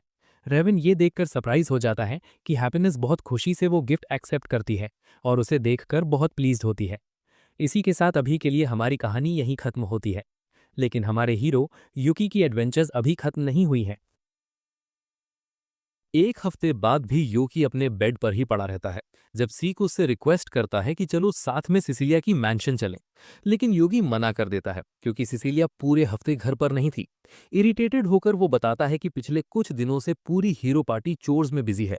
सिसिलिया टाउन से टाउन जाकर लोगों को हील कर रही है। रेवन नाइट कैप्टन की ड्यूटी कर रहा है। मकाना रॉयल मजिशियन बनकर हार्डवर्क कर रही है और यूगा डीमंस को खत्म करने बाहर गया हुआ है। सब हीरोज अपनी अपनी लाइफ में अलग अलग रास्तों पर चल पड़े हैं। योकी को गिल्ट होता है कि उसने डीमन लॉर्ड को हराने के बाद ग्रुप को टूटने दिया। वो उदास होकर अपने फीलिंग्स के बारे में सोच रहा होता है। तभी सीख गुस्से में उसके चेस्ट पर कूद जाता है। वो कंप्लेन करता है कि ड्यूक भी रॉयल नाइट बनने के लिए घर छोड़कर चला गया है। तभी डोर पर नॉक होती है। हैप्पीनेस अंदर आकर बताती है कि सिसिलिया आफ्टरनून में घर वापस आने वाली है। ये सुनते ही यूकी उठ खड़ा होता है, जैसे उसकी सारी एनर्जी वापस आ गई हो। फिर वो नेकलेस को देखता है जो उसने सिसिलिया के लिए गिफ्ट में खरीदी थी और उम्मीद करता है कि उसे पसंद आए। थोड़ी देर बाद योकी टाउन में वॉक करने निकलता है और सोचता है कि मीटिंग से पहले क्या करे। चलते चलते एक क्रीपी ओल्ड फॉर्चून टेलर उसे बोलती है कि आज उसका दिन बहुत बैड लक वाला रहेगा। योकी उस पर भरोसा नहीं करता क्योंकि उसके हिसाब से जिस दिन वो अपनी क्रश से मिलने वाला हो वो दिन कभी खराब नहीं हो सकता। आगे जाकर वो बेकरी जाता है जहां शॉप ओनर का जेस्टी भाई उसे ग्रीट करता है। योकी कपकेक्स खरीदता है सिसिलिया के लिए और बाहर निकल जाता है। रास्ते में वो एक कपकेक निकालकर खा लेता है। खाने में इतना बिजी हो जाता है कि एक बड़े आदमी से टकरा जाता है जो गुस्सा हो जाता है। योकी सॉरी बोलकर आगे बढ़ जाता है, लेकिन तभी वो डॉग पूप पर पैर रखने से बैरली बचता है। अब उसे लगता है शायद सच में आज उसका लक खराब है। आगे चलते हुए वो एक किड से टकरा जाता है और उसका मीट स्क्यूअर गिर जाता है, तो योकी उसे नया खरीद कर देता है। किड थैंक्स बोलकर चला जाता है। तभी एक पिक पॉकेट उससे टकराकर उसके पैसे चुरा लेता है। लकीली योकी उसे पकड़ लेता है और चेज करने लगता है। डिमोनिक स्पीड से वो आसानी से थीफ को पकड़कर वॉल में मार देता है। पैसे वापस लेने के बाद अचानक यूगा वहां आ जाता है और योकी पर आरोप लगाता है कि उसने गरीब आदमी को मारा और उसका वॉलेट चुराया। योकी एक्सप्लेन करता है कि वो सिर्फ अपने ही पैसे वापस ले रहा था, लेकिन हीरो उस पर भरोसा नहीं करता और स्वॉर्ड से अटैक करने लगता है। योकी योगा के सारे अटैक्स अवॉइड कर लेता है, लेकिन स्वॉर्ड उसके मनी बैग को काट देती है और सारे कॉइन्स गिरकर वेस्ट हो जाते हैं। योकी वहां से भागने की कोशिश करता है, लेकिन रॉयल नाइट्स का ग्रुप उसे घेर लेता है। वो हीरो का साइड लेते हैं और योकी को प्रिजन भेज दिया जाता है। जेल में बैठा योकी सोचता है कि लाइफ में कहाँ गलती हो गई। तभी ड्यूक उसकी सेल के पास आता है और अरेस्ट होने का मजाक उड़ाता है। योकी रोते हुए कहता है कि उसने कुछ गलत नहीं किया। ड्यूक उसे भरोसा दिलाता है कि वो जानता है और बताता है कि रेवन खुद इस मैटर की इन्वेस्टिगेशन कर रहा है, क्योंकि उसे योकी पर भरोसा है। इसलिए डिटेल्स कंफर्म होते ही उसे रिलीज कर दिया जाएगा। ये सुनकर योकी को राहत मिलती है, लेकिन वो नोटिस करता है कि ड्यूक रेवन को कैजुअल टोन में बोल रहा है। वो ड्यूक को स्कोल्ड करता है कि अपने कैप्टन की रिस्पेक्ट करे, लेकिन ड्यूक कहता है कि उसके लिए सिर्फ योकी ही ट्रू लीडर है। थोड़ी देर बाद आयरीन नाम की एक एल्फ आती है और ड्यूक से ड्यूटी पर लौटने को कहती है। एल्फ को देखकर योकी शॉक हो जाता है। ड्यूक आयरीन से सेल की कीज मांगता है और पूछता है कि क्या रेवन ने योकी की इनोसेंस वेरीफाई कर ली है। आयरीन हाँ में सिर हिलाती है और कीज दे देती है। वो ये भी बताती है कि योगा योकी से अपोलोजाइज करना चाहता है, क्योंकि उसने गलत एक्यूजेशन लगाया था। जेल से बाहर आने के बाद युगा योकी के इनविटेशन पर फैंसी रेस्टोरेंट जाता है। वहां ह्यूज फीस्ट सजी होती है और युगा उसका वेट कर रहा होता है। वो स्माइल करते हुए योकी को खाने को कहता है। थोड़ी ऑकवर्ड फीलिंग के बाद योकी बैठकर खाना शुरू करता है। जल्दी ही युगा योकी और रेवन के साथ सारा खाना खत्म कर देता है। खाने के बाद युगा बताता है कि उसे नहीं पता था कि योकी रेवन का फ्रेंड है। रेवन गुस्से में युगा को डांटता है और युगा बताता है कि उसकी गलती पर उसे बहुत सुनाया गया था। फिर युगा टॉपिक चेंज करता है और पूछता है कि सिसिलिया के साथ उसका रिलेशन क्या है। योकी कहता है कि वो सिर्फ फ्रेंड्स हैं। ये सुनकर युगा को रिस्पेक्ट महसूस होती है कि वो आइस कोल्ड प्रीस्टेस से दोस्ती कर पाया। अचानक युगा एडवाइस मांगता है और बताता है कि वो सिसिलिया के करीब जाना चाहता है। योकी अपने लव राइवल की हेल्प नहीं करना चाहता, इसलिए वो बात रेवन पर डाल देता है। रेवन कुछ बोलने से मना कर देता है और मकाना से बात करने की सलाह देता है। युगा मना कर देता है और कहता है कि मकाना सिसिलिया से नफरत करती है। योकी हैरान होता है। युगा बताता है कि डेंजरस सिचुएशन में मकाना सिसिलिया को छोड़ने को तैयार थी। सब शॉक्ड हो जाते हैं। युगा कहता है कि सिसिलिया लकी थी जो जिंदा बच गई। योकी बीच में रोकता है और कहता है कि डीमन ने यह आइडिया दिया था, मकाना ने नहीं। युगा गुस्से में कहता है कि उसने मना किया था, लेकिन मकाना ने उसे कन्विंस किया। योकी बताता है कि मकाना को गिल्ट हुआ था और वो रोई भी थी। ये सुनकर युगा शॉक हो जाता है, लेकिन मानता नहीं। योकी याद दिलाता है कि फाइनल डिसीजन युगा का था। युगा चुप हो जाता है और रियलाइज करता है कि गलती उसकी थी। रेवन उसे कंसोल करता है, लेकिन योकी उसे कावर्ड कह देता है और कहता है कि वो ब्लेम दूसरों पर डाल रहा है। ये सुनकर युगा रो पड़ता है। बाद में वो अपोलोजाइज करता है और बताता है कि मकाना उसकी चाइल्डहुड फ्रेंड है। वो हमेशा उसे सपोर्ट करती थी। अब उसे गिल्ट होता है कि उसने फ्रेंडशिप बिट्रे कर दी। योकी उसे सजेस्ट करता है कि मकाना से डांट खा ले, क्योंकि जो केयर करता है वही स्कोल्ड करता है, और युगा लकी है कि मकाना जैसी फ्रेंड उसके पास है। योकी की सजेशन सुनकर युगा को थोड़ी होप मिलती है और वो योकी को थैंक्स बोलता है। योकी को हीरो की चाइल्डिश हरकतें फनी लगती हैं और रेवन धीरे से उसे बताता है कि वो हमेशा से ऐसा ही रहा है। इसके बाद सब रेस्टोरेंट से बाहर निकलते हैं और योकी सिसिलिया से मिलने जाने के लिए मुड़ता है। तभी युगा उसे रोककर मकाना के हाउस चलने के लिए बोलता है। मॉरल सपोर्ट के लिए योकी अनचाहे ही वहां तक ड्रैग हो जाता है। मकाना के घर पहुंचकर युगा उसे साथ आने के लिए थैंक्स बोलता है और अकेला अंदर चला जाता है। योकी और रेवन बाहर वेट करते हैं। दोनों उसे गुड लक विश करते हैं, लेकिन युगा गलती से मकाना के रूम में घुस जाता है जब वो क्लोथ चेंज कर रही होती है। उसकी डर से भरी स्क्रीम्स बाहर तक सुनाई देती हैं और योकी रेवन समझ जाते हैं कि युगा ने फिर से मैस कर दिया है। युगा सिचुएशन इग्नोर करके मकाना के शोल्डर्स पकड़कर अपोलोजाइज करने लगता है। मकाना शॉक में होती है। युगा मान लेता है कि उसने बहुत गलत किया है। मकाना बोलती है कि वो अभी भी गलत ही कर रहा है, लेकिन युगा रुकता नहीं है। वो मानता है कि सिसिलिया को छोड़ने का ब्लेम मकाना पर डालना उसकी गलती थी। ये सुनकर मकाना शांत हो जाती है। युगा दिल से सॉरी बोलता है, जिससे मकाना कंफ्यूज हो जाती है। तभी युगा उसे पनिशमेंट के तौर पर वो मैजिक वॉन्ड उठाकर युगा को शॉक देने लगती है। युगा दर्द से चिल्लाता है और योकी उसे मकाना के हवाले छोड़कर चला जाता है। घर लौटते वक्त उसे फिर वही ओल्ड फॉर्चून टेलर मिलती है। इस बार योकी कॉन्फिडेंटली बोलता है कि वो फॉर्चून टेलिंग में बिलीव नहीं करता। उसके जाने के बाद फॉर्चून टेलर क्रिस्टल बॉल देखकर सोचती है कि आखिर उसने ऐसा कौन सा गुड काम किया कि उसका लक अचानक बदल गया।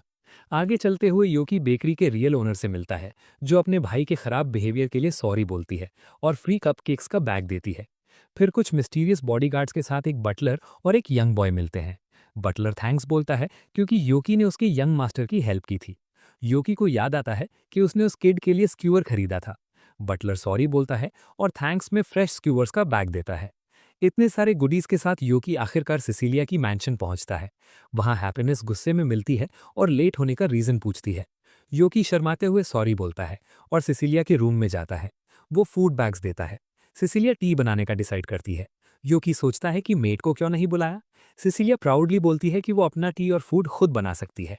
टी के साथ योकी हैप्पीनेस और रेवन की नई फ्रेंडशिप के बारे में बताता है और ये भी कि वो बाकी हीरो पार्टी मेंबर्स से दोस्त बन गया है। तभी अचानक यूगा डोर तोड़कर अंदर आता है। वो पुराने इंसिडेंट के लिए अपोलोजाइज करता है और स्कोल्ड करने को बोलता है। मकाना पीछे से आकर उसे बेहोश कर देती है। तब सबको पता चलता है कि सिसिलिया योकी के साथ टाइम स्पेंड कर रही थी। मकाना सिसिलिया से इंटरप्ट करने के लिए सॉरी बोलती है। रेवन भी अंदर आता है।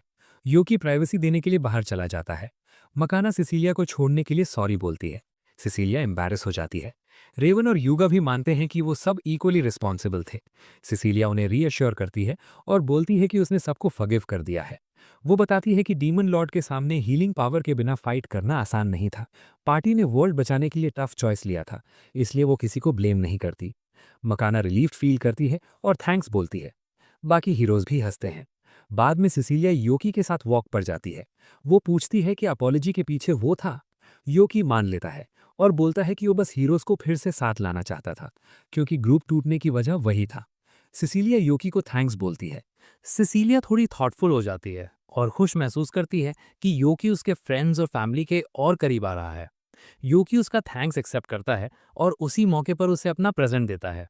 सिसिलिया गिफ्ट लेकर खोलती है, तब योकी याद दिलाता है कि वो इसे उनकी डेट के टाइम खरीदना चाहता था। वो थोड़ा हेजिटेट करके पूछता है कि क्या वो इसे एक्सेप्ट करेगी।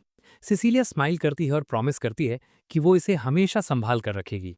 ये सुनकर योकी की स्माइल और ब्राइट हो जाती है और वो सिसिलिया को थैंक्स बोलने लगता है, जबकि गिफ्ट उसी ने खरीदा था।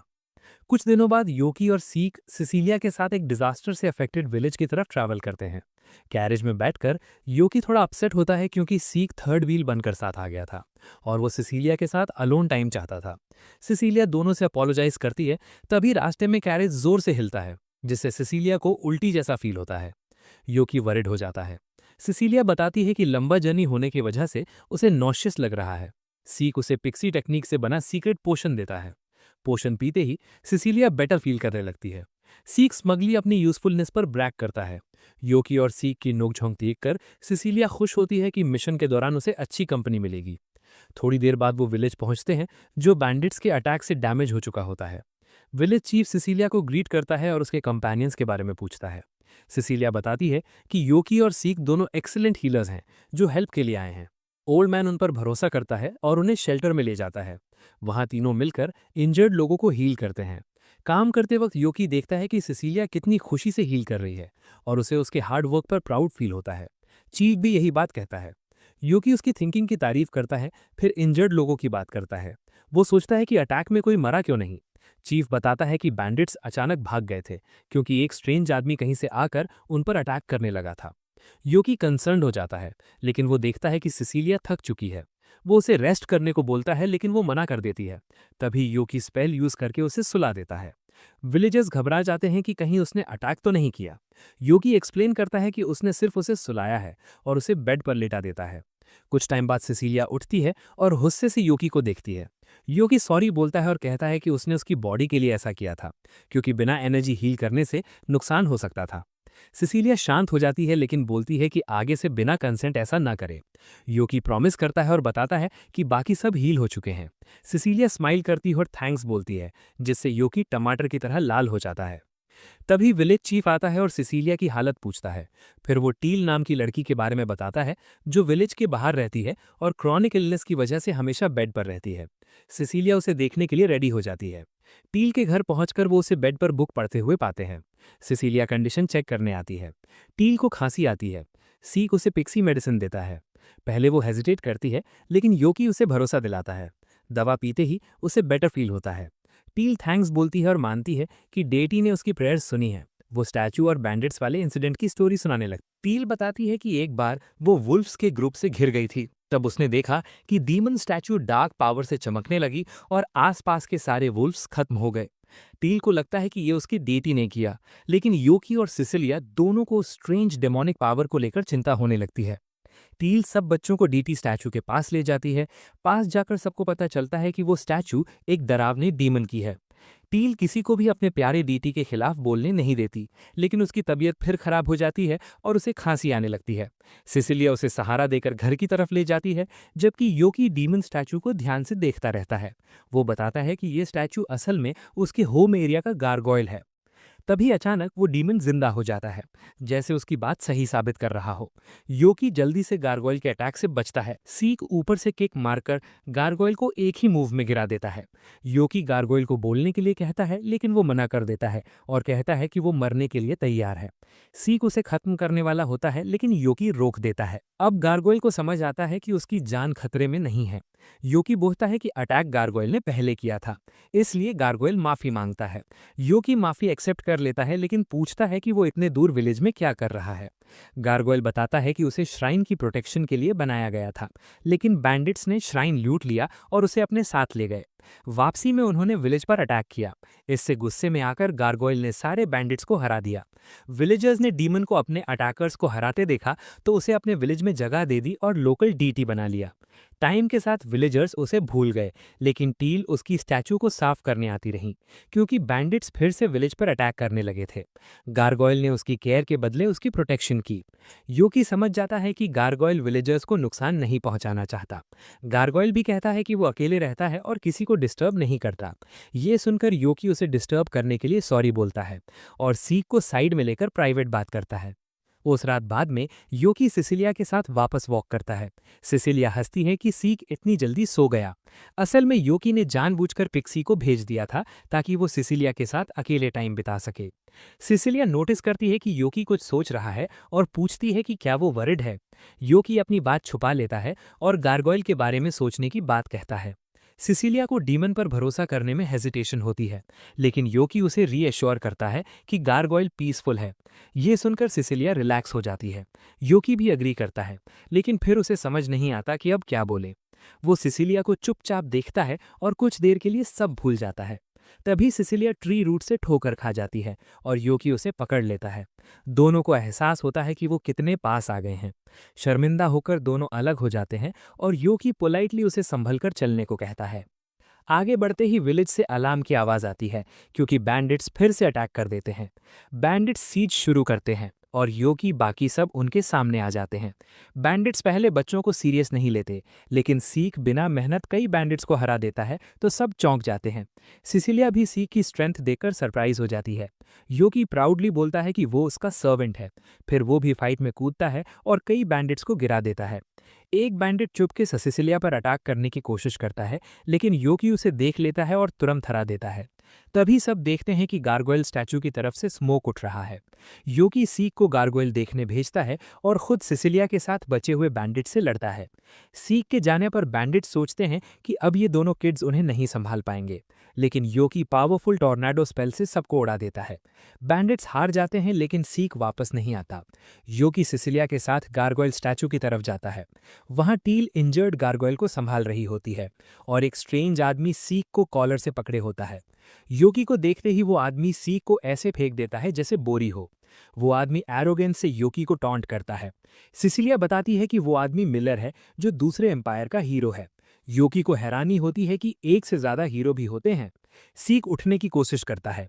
सिसिलिया उसे रेस्ट करने को बोलती है और पूछती है क्या हुआ। सीक बताता है कि उसने मिलर को गारगोयल पर हमला करते देखा था। उसने टील और गारगोयल को बचाने की कोशिश की, लेकिन मिलर गारगोयल को छोड़कर सिर्फ उसी पर अटैक करना शुरू कर दिया था। अभी मिलर सीक का मजाक उड़ाता है कि वो एक गारगोयल को बचाने की कोशिश कर रहा है।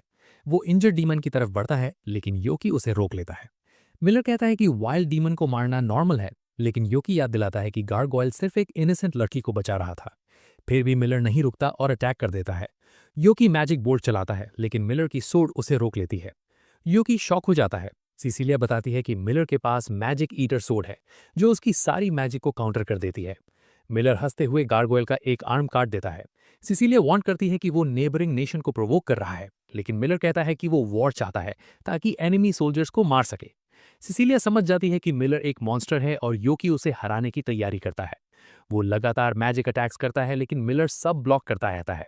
सबको डर लगता है कि योकी की माना खत्म हो जाएगी। वो ब्लेजिंग प्लाज्मा स्पेल चलाता है लेकिन सोड उसे भी अब्जॉर्ब कर लेती है। बच्चे होप खोले लगते हैं लेकिन योकी रुकता नहीं। मिलर हंसता है, तभी उसकी सोड में क्रैक्स आने लगते हैं। योकी बताता है कि वेपन लिमिट पर पहुंच गया है। थोड़ी देर में सोड टूट जाती है और मिलर बेबस हो जाता है। योकी उसे एक पंच में गिरा देता है लेकिन मिलर चुपके से गार्गोइल पर प्रोजेक्टाइल फेंक देता है। योकी गार्ड डाउन होने से डीमन को बचा नहीं पाता। तभी टील कूदकर डीमन को बचाती है। सिसिलिया तुरंत टील को हील करती है। मिलर हंसता है और एरो चला देता है, जो बड़े अटैक में बदल जाता है। योकी सबको बचाते हुए अटैक ब्लॉक करता है और मिलर भाग निकलता है। अपने दोस्तों को इंजर्ड देखकर योकी खुद पर गुस्सा करता है और उसका ट्रू डिमोनिक फॉर्म बाहर आ जाता है। सिसिलिया उसके लिए वरिड हो जाती है। योकी फॉरेस्ट में उड़कर मिलर को ढूंढता है और उसे आसानी से हरा देता है। वो कहता है कि मिलर की क्राइम्स ने उसका फेट तय कर दिया है और उसे पेड़ों के बीच फेंक देता है। मिलर शॉक में होता है लेकिन रिएक्ट नहीं कर पाता। योकी फिर पीछे आकर उसे पकड़ता है और गले पर ग्रिप कस देता है। मिलर को किलिंग का थ्रिल आता है लेकिन सिसिलिया का चेहरा याद आते ही योकी होश में आ जाता है। वो मिलर को लेक में गिरा देता है और ह्यूमन फॉर्म में लौट आता है। घर पर सिसिलिया उसे हील करती है और सुरक्षित देखकर रो पड़ती है। अगले दिन बच्चे सोचते हैं गार्गोइल के लिम्स कैसे ठीक करें। टील मनोरवा ले जाने को कहती है लेकिन डीमंस अलाउड नहीं है। योकी हंसकर बताता है कि उसने गार्गोइल को अर्थ स्टैचू बना दिया है ताकि सिक्योरिटी से निकल सके। बाद में सब सिसिलिया के घर लौटते हैं जहां टील मेड बनती है लेकिन सिसिलिया गार्गोइल स्टैचू को घर में रखने से मना कर देती है, जिससे टील का दिल टूट जाता है। नेक्स्ट पार्ट मिस न करने के लिए सब्सक्राइब करो और अगला वीडियो जरूर देखो। अच्छी बात यह थी कि टीएल अब अपनी चोटों से पूरी तरह ठीक हो चुकी थी। वो सबके सामने रिक्वेस्ट करती है कि उसे वापस कैपिटल सिटी ले जाया जाए ताकि वो अपने गार्डियन डीटी को बचाने के लिए कोई क्योर ढूंढ सके। सिलिया इस बारे में सोचती है और एक आइडिया लेकर आती है। वो टीएल को अपने घर में मेड के रूप में रखने का फैसला करती है। साथ ही उस डीमन को फिलहाल छुपाने के लिए एक बुद्धिस्ट स्टैचू के रूप में रख दिया जाता है ताकि किसी को शक ना हो। सिलिया मन ही मन उम्मीद करती है कि आगे हालात और खराब ना हो। कुछ दिन गुजरते हैं और टीएल अपने नए काम से काफी खुश रहती है। वो सिलिया के हाउस होल्ड में मेड बनकर काम करती है और सफाई करते समय हल्का सा सॉन्ग गुनगुनाती रहती है। वो गार्गोइल के आसपास डस्ट साफ करती है, जो अब बुद्धा स्टैचू बना हुआ है। डीमन उसे कहता है कि उसे रोज उसके आसपास सफाई करने की जरूरत नहीं है, लेकिन टीएल मुस्कुराते हुए जवाब देती है कि उसे ऐसे काम करना अच्छा लगता है। फिर वो उससे पूछती है कि क्या उसे यूकी के बारे में कुछ पता है। गार्गोइल बताता है कि यूकी सिलिया के साथ कैसल गया हुआ है। ये सुनकर टीएल थोड़ी सरप्राइज हो जाती है। दूसरी तरफ कैसल में यूकी और सिलिया दोनों एक घुटना जमीन पर रखकर झुकते हैं। एक फीमेल गार्ड आवाज लगाती है कि वे इस किंगडम के एम्परर डार की मौजूदगी में हैं। एम्परर डार का एटीट्यूड काफी स्ट्रिक्ट और एरोगेंट लगता है। वो बिना टाइम वेस्ट किए कहता है कि उसने उन्हें विलेज में हुए बैंडिट अटैक के कारण बुलाया है। यूकी हल्की सी स्माइल करता है और सोचता है कि सारे किंग्स ऐसे ही होते हैं, चाहे वो ह्यूमन किंग हो या डीमन किंग। तभी अचानक एम्परर डार अपना सख्त एटीट्यूड छोड़ देता है। वो मान लेता है कि ऐसे बोलकर वो बेवकूफ लग रहा था और अब वो नॉर्मली बात करेगा। ये सुनकर सिलिया नाम की गार्ड उसे टोकती है और कहती है कि उसे किंग जैसा बिहेव करना चाहिए। इसके बाद दोनों के बीच बहस शुरू हो जाती है कि किंग को कैसे बात करनी चाहिए। यूकी को समझ नहीं आता कि क्या हो रहा है, इसलिए वो चुप रहना बेहतर समझता है। कुछ देर बाद एम्परर फिर से सीरियस हो जाता है। वो बताता है कि विलेज पर बैंडिट्स के एक ग्रुप ने हमला किया था। फिर गैली एम्पायर का हीरो मिलर वहां पहुंचा, जिसे उन्होंने मिलकर भगा दिया और विलेज को बड़ा नुकसान होने से बचा लिया गया। एम्परर कहता है कि ऐसे अच्छे काम के लिए उन्हें रिवॉर्ड मिलेगा, लेकिन सिलिया शांत आवाज में कहती है कि उसने सिर्फ सही काम किया है और उसे किसी रिवॉर्ड की जरूरत नहीं है। साफ है कि वो अमीर है और उसे इनाम की चाह नहीं है, लेकिन असली काम तो यूकी ने किया था जब सिलिया थककर आराम कर रही थी। इसके बाद एम्परर यूकी की तरफ देखता है और उससे पूछता है कि वो कैसा रिवॉर्ड चाहता है। यूकी थोड़ा सोचता है और लॉन्ग गेम खेलने का फैसला करता है। वो एम्परर से कहता है कि यूकी कहता है कि वो जो सच में चाहता है वो चीज़ कोई भी किंग उसे नहीं दे सकता। ये सुनते ही किंग की क्यूरियोसिटी बढ़ जाती है और वो ध्यान से पूछता है कि आखिर वो चाहता क्या है। पहले वो पूछता है कि क्या यूकी को पैसा चाहिए। यूकी चुपचाप सिर हिलाकर मना कर देता है। फिर किंग पूछता है कि क्या वो अपने लिए हैरम चाहता है। यूकी फिर से मना कर देता है। आखिर में किंग हंसते हुए पूछता है कि क्या वो खुद का थ्रोन चाहता है। यूकी तीसरी बार भी मना कर देता है और शांति से कहता है कि उसे सबसे ज्यादा जो चाहिए वो है सीलिया का प्यार। ये सुनकर सिल्विया पूरी तरह शॉक्ड हो जाती है। सीलिया का चेहरा लाल हो जाता है और वो शर्म से सिर झुका लेती है। लेकिन किंग जोर से हंसने लगता है और कहता है कि इस मामले में वो कुछ नहीं कर सकता। उसी दिन बाद में जब सब मैंशन वापस आते हैं तो यूकी जमीन पर बैठकर सिर झुकाकर सीलिया से माफी मांगता है। वो उसे डांटते हुए कहती है कि किंग का चेंबर किसी के लिए अपने प्यार का इजहार करने की जगह नहीं होती। यूकी फिर से माफी मांगता है और उससे नाराज न होने की रिक्वेस्ट करता है। वहीं उसकी माँ भी बैठी होती है, जो दोनों को देखकर हंसने लगती है। उसे यंग लव की बातें काफी फनी लगती हैं और वो बीच में बोलने का फैसला करती है।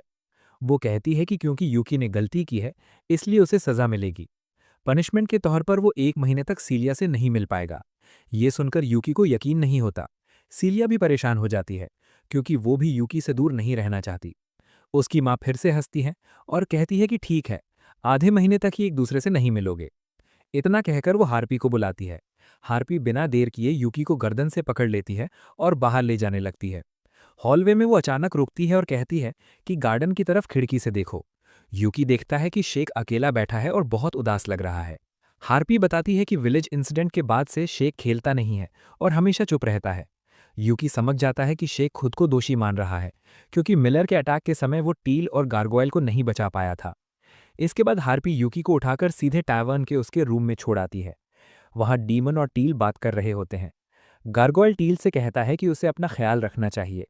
हार्पी भी कहती है कि अब टील को मैंशन लौट जाना चाहिए। दोनों चले जाते हैं और यूकी डीमन के साथ अकेला रह जाता है। यूकी डीमन को आज जो कुछ हुआ सब बता देता है। डीमन कहता है कि वो ज्यादा मदद नहीं कर सकता और इंतजार के अलावा कोई ऑप्शन नहीं है। यूकी इससे खुश नहीं होता और कोई बेटर सोल्यूशन ढूंढने का फैसला करता है। वो क्रेमन से मिलता है और उससे कहता है कि उसे जितना ज्यादा हो सके उतना काम दे, ताकि वो सीलिया के लायक बन सके। आधा महीना गुजर जाता है और यूकी लगातार क्वेस्ट्स करता रहता है। आखिरकार 15वें दिन वो खुश होकर लौटता है और सोचता है कि अब वो सीलिया से मिलेगा। लेकिन गार्गोयल उसे रोक लेता है और कहता है कि उसे उससे बात करनी है। यूकी कंफ्यूज्ड हो जाता है। तभी गार्गोयल वापस डीमन बन जाता है। यूकी समझ जाता है कि कुछ बहुत गलत है। डीमन का शरीर टूट रहा होता है, क्योंकि मिलर का अटैक सोच से कहीं ज्यादा डेंजरस था। यूकी गुस्से में पूछता है कि उसने पहले क्यों नहीं बताया। डीमन कहता है कि बताने से भी कुछ नहीं बदलता। वो बताता है कि उसके पास बस कुछ ही दिन बचे हैं। वो यूकी से कहता है कि किसी भी हालत में टील का ख्याल रखना। वो बताता है कि टील अभी भी कमजोर है और कभी भी गिर सकती है। ये सुनकर यूकी शॉक्ड हो जाता है, क्योंकि शेख का पोषण बहुत पावरफुल माना जाता है। डीमन कहता है कि वो टील को बचपन से जानता है और उसे पता है कि पिछले कुछ हफ्तों से कुछ सही नहीं है। वो कहता है कि उसके खत्म होने के बाद टील अकेली रह जाएगी। यूकी प्रॉमिस करता है कि वो टील का ख्याल रखेगा। डीमन मुस्कुराता है और कहता है कि अब वो शांति से जा सकता है। लेकिन यूकी कहता है कि वो उसे भी बचाने का रास्ता ढूंढेगा। डीमन मना करता है। यूकी हंसते हुए कहता है कि वो रूम डेकोर के लिए परफेक्ट है, इसलिए वो कुछ ना कुछ करेगा। यूकी तुरंत ड्यूक से मिलने जाता है और सारी प्रॉब्लम बताता है। ड्यूक खुद डीमन रहा है, इसलिए वो सल्यूशन जानता है। वो बताता है कि गार्गोयल को मेजेसाइड खिलानी होगी, लेकिन इससे पहले कि वो पूरी बात बताए, यूकी थैंक्स बोलकर भाग जाता है। तभी उसकी नज़र सीलियर पर पड़ती है। परेशान चेहरे के साथ सिलिया दौड़ते हुए यूकी के पास आती है और उसे तुरंत साथ चलने को कहती है। वो बताती है कि टीएल की हालत ठीक नहीं है। ये सुनते ही यूकी उसके साथ भागते हुए मैंशन पहुंचता है। वहां शेख लगातार पोशंस बना रहा होता है। वो यूकी को बताता है कि हालात अच्छे नहीं हैं। वो जो भी कर रहा है उससे टीएल का फीवर कम नहीं हो रहा। वो कहता है कि वो सिर्फ टाइम खींच पा रहा है और अगर टीएल को बचाना है तो अभी कुछ करना होगा। शेख बताता है कि उसे दवाइयों के लिए कुछ रेयर अर्ब्स चाहिए। यूकी को बिल्कुल आइडिया नहीं होता कि वो अर्ब्स कहाँ मिलेंगी। तभी साया आगे आती है और कहती है कि वो यूकी के साथ चलेगी। दोनों मर्चेंट गिल्ड जाते हैं, लेकिन वहां पता चलता है कि ना तो वो अर्ब्स हैं और ना ही मैजेस्टाइट। मर्चेंट बताता है कि रैम की शॉर्टेज की वजह से लोग मैजेस्टाइट को सब्स्टिट्यूट की तरह यूज कर रहे हैं। ये सुनकर यूकी पूरी तरह टूट जाता है। अगर उसे मैजेस्टाइट और ट्वाइलाइट ग्रास नहीं मिली तो वो अपने रूम में मौजूद डीमन और टीएल दोनों को खो देगा। तभी क्रेमन वहां आता है और क्वेस्ट की बात करता है। यूकी मना करता है, लेकिन क्रेमन उसे पहले सुनने को कहता है। वो बताता है कि क्वेस्ट एक मैजेस्टाइट केव से मॉन्स्टर को हटाने की है। वहां मैजिकल एनर्जी बहुत ज्यादा होती है, इसलिए ट्वाइलाइट ग्रास मिलने के चांसेस हैं। यूकी को उम्मीद मिलती है। क्रेमन साथ चलने को मान जाता है और सोफिया भी ज्वाइन करती है, क्योंकि वो अपनी मेट की हालत देखकर पीछे नहीं हट सकती। शाम तक वो पास के विलेज पहुंचते हैं। क्रेमन कहता है कि रात यहीं रुकेंगे और सुबह केव जाएंगे। यूकी जल्दी जाना चाहता है, लेकिन क्रेमन समझाता है कि रात में मॉन्स्टर्स ज्यादा एक्टिव होते हैं। वो बताता है कि मॉन्स्टर एक म्यूटेटेड रॉक ईटर है जिसने बहुत मैजेस्टाइट खाकर खुद को स्ट्रांग बना लिया है। उस पर मैजिकल अटैक्स काम नहीं करते और ऊपर से उसे जिंदा पकड़ना है। अगली सुबह सब केव में जाते हैं। वहां रॉक ईटर मैजेस्टाइट क्रिस्टल्स ऐसे खा रहा होता है जैसे चिप्स। इंट्रूडर्स को देखते ही वो पत्थर फेंकता है। यूकी सिलिया को बचा लेता है। सोफिया एक किक में पत्थर तोड़ देती है और क्रेमन अपनी मैजिकल स्किल से बाकी संभाल लेता है। यूकी ऑफेंसिव मैजिक यूज करता है लेकिन कोई असर नहीं होता। क्रेमन अर्थ लॉक से मॉन्स्टर को रोकता है और सिलिया डिवाइन चेन से बांधती है। मॉन्स्टर चेन्स तोड़कर फिर से आजाद हो जाता है। क्रेमन प्लान बनाता है कि मॉन्स्टर को अंदर से खत्म करना होगा। वो सोफिया के चारों तरफ शैडो बैरियर बनाता है। सोफिया बिना डरे मॉन्स्टर के मुंह में कूद जाती है। यूकी फ्रॉस्ट केज और सिलिया डिवाइन चेन से मॉन्स्टर को रोके रखते हैं। मॉन्स्टर छोटे रॉक डीमंस निकालता है जिन पर मैजिक काम नहीं करती। यूकी पंचेस से उन्हें तोड़ देता है। सिलिया थककर गिर जाती है। मॉन्स्टर उस पर झुकता है तभी गिर जाता है। सोफिया अंदर से बाहर आती है और मॉन्स्टर खत्म हो जाता है। क्रेमन खुश होकर उसे गले लगाता है और यूकी व सिलिया को टॉयलाइट ग्रास लाने भेजता है। ग्रास मिल जाती है। यूकी तुरंत लौटना चाहता है लेकिन क्रेमन रात के खतरे बताकर रुकने को कहता है।